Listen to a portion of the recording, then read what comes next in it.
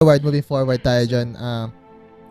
Having beef, gaano ba siya ka-importante sa career ng tao, sa rap, sa music, or sa mga, parang ito, kay Jay-Z, kay Nas, kay Kanye, kay Drake, sa Osay, sa Olga, kaya Tupac, kay Nabiggy. Actually, lahat ng beef na yun naging, alam mo yun, binoost lahat ng ano nila lahat ng career nila sa tingin mo gaano ka-importante ang beef sa isang negosyo or rap or kung ano man? Yung ibang beef malamang dyan, parang sinadya. Di ba? Parang pwede nga iba dyan, di talaga magkaaway. Sinadya nila para sa pera. Right? Okay, business is business. Di ba? Parang ganun. Yung iba naman dyan, totoo talaga na magkaaway sila. Pero, kung importante, depende sa sitwasyon. Okay. Depende sa rapper, depende sa gusto mong mangyari. Sa side ko, medyo hindi importante sa side ko. Parang hindi ko kailangan makipag-beef para maka-make money ako. Yung ibang rapper naman, kailangan nilang gawin yun para makakuha sila ng attention at makapag-make money. So, hindi ko rin sinasabing mali sila. Kung yun ang way nila, yun ang way nila. Di ba? Pero para sa akin, hindi ko siya kailangan. Pero sa tingin may beef sa'yo na hindi ko na banggitin kung sino man or kung ano man. Banggitin mo. Nag-trending. May time na nag-trending yung beef nyo ni Price, di ba?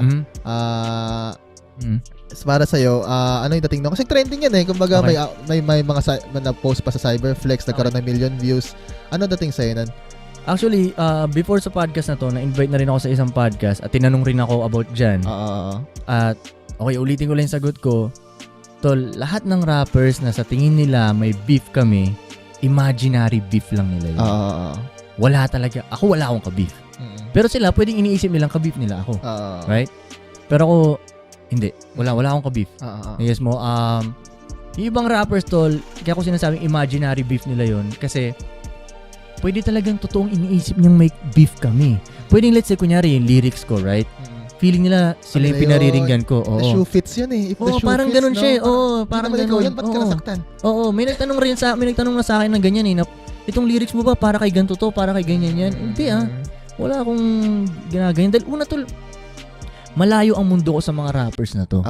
So para sa akin, bakit walang sense para magka-beef? I guess mo, walang ganun. Pwede silang gumawa ng storya para magka-beef kami para siguro sa career nila o ano man. Ewan ko kung anong rason nila. Yung iba naman, mafe-feel good lang sila, masabi lang na magka-beef kami. Diba? Pero sa side ko, hindi ako mapaproud dun sa side ko.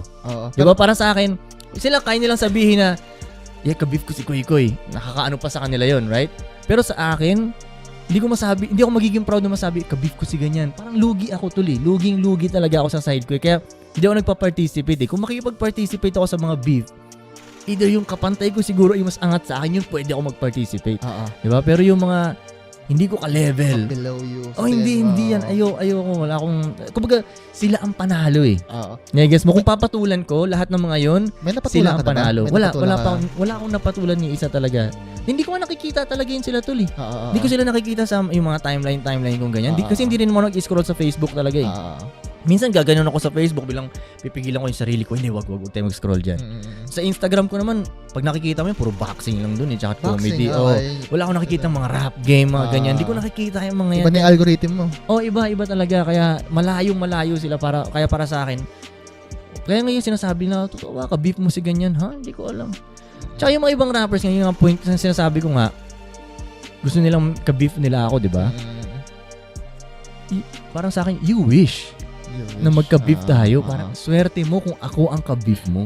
Swerte mo kung pinatulan ka ba? Kung papatulan kita, ang swerte mo talaga, di ba? Alam ko yun Alam ko yung ano ko dun Kaya hindi ako papatol.